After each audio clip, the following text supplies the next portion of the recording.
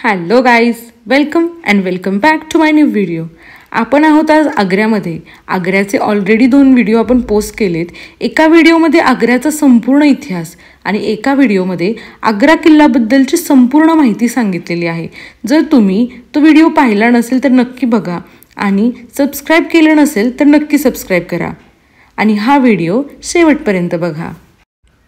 आज आपण निघालोय प्रेमाचं प्रतीक ज्याला मानण्यात येतं असा ताजमहाल पाहण्यासाठी.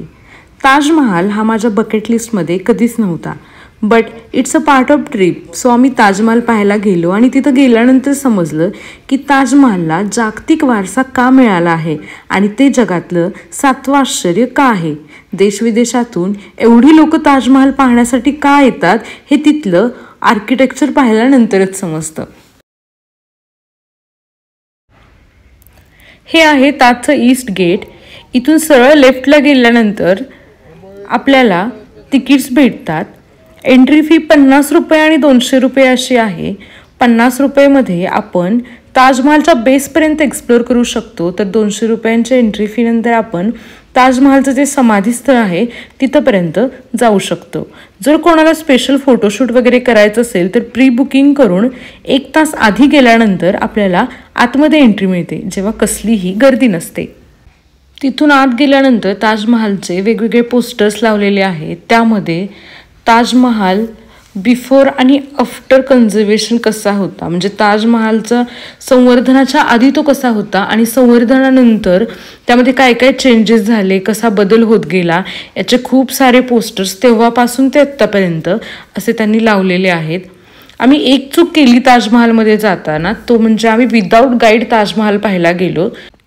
दुसरी एक गोष्ट म्हणजे एवढी हाय सिक्युरिटी आहे ताजमहालला. साहजिक आहे, जगातलं 7वं आश्चर्य आहे, बट कोणतेही फूड प्रोडक्ट्स किंवा वॉटर बॉटलसुद्धा आपण आतमध्ये घेऊन जाऊ शकत नाही.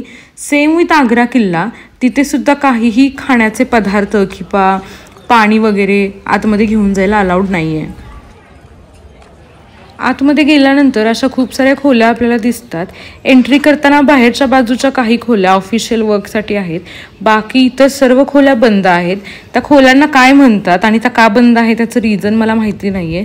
तुम्हाला त्याला काय म्हणतात हे माहिती असेल तर कॉमेंटमध्ये सांगा आणि त्या का बंद आहे त्याचं रिझन माहिती असेल तर तेही सांगा.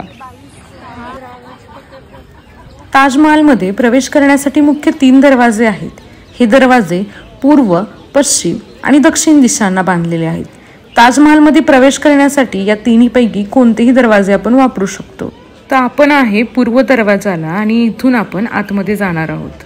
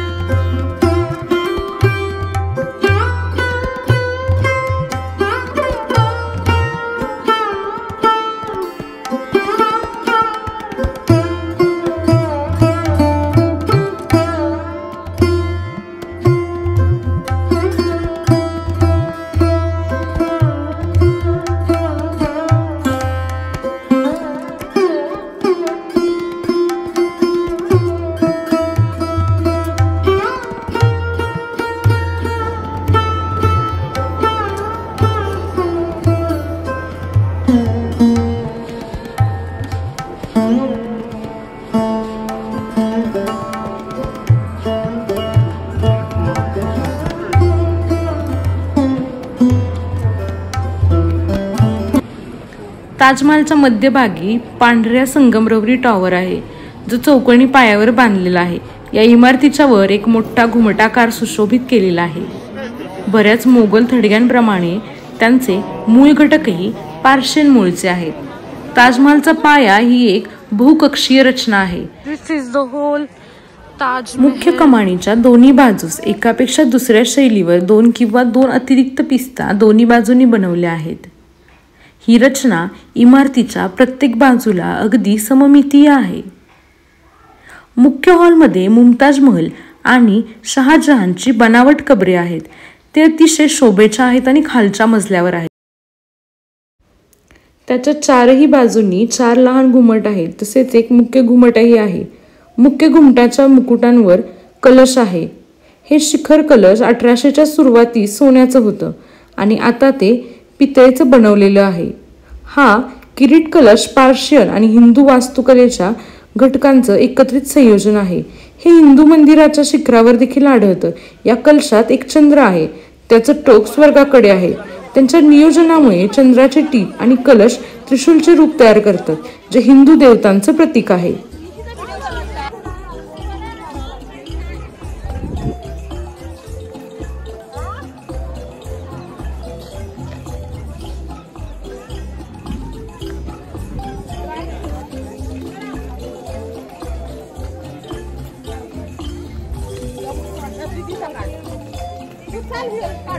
काय नाही, फोटो नाही, व्हिडिओ बनव.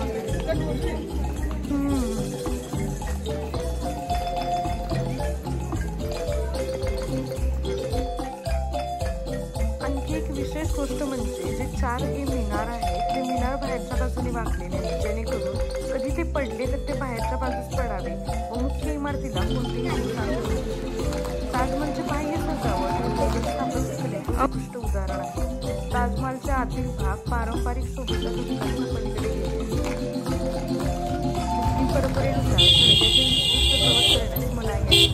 म्हणून शहाजहान आणि मुमताज यांचे शरीर त्याच्या खाली तुलनेने छोटे वास्तविक खळग्यात कोरले आहे.